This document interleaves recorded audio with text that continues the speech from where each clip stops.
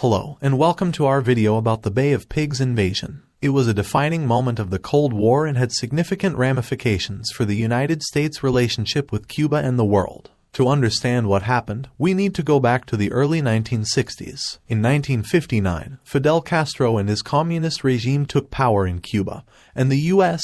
government saw this as a significant threat. The U.S. had already been involved in overthrowing governments in other countries, and it believed that it could do the same in Cuba. In 1961, President John F. Kennedy approved a plan to invade Cuba and overthrow Castro's government. The operation was to be carried out by Cuban exiles trained by the CIA, who were to land at the Bay of Pigs in Cuba and take over the country. On April 17, 1961, around 1,400 Cuban exiles, with the support of the U.S. military, landed at the Bay of Pigs. However, things did not go as planned. The invasion was met with fierce resistance from the Cuban military, and the exiles were quickly outnumbered and outgunned. Despite receiving air support from the U.S., the exiles were unable to make significant progress and were eventually defeated by the Cuban military. The consequences of the Bay of Pigs invasion were significant. The operation was a complete failure, and it had embarrassing consequences for the United States. The U.S.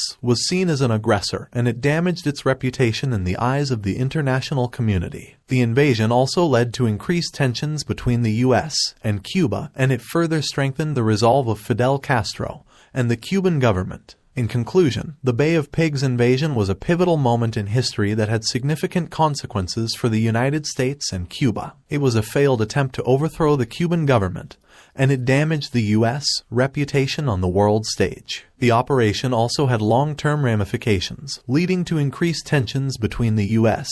and Cuba and strengthening the resolve of Fidel Castro and the communist government. The Bay of Pigs invasion remains a cautionary tale for those who seek to use military force to achieve their political goals.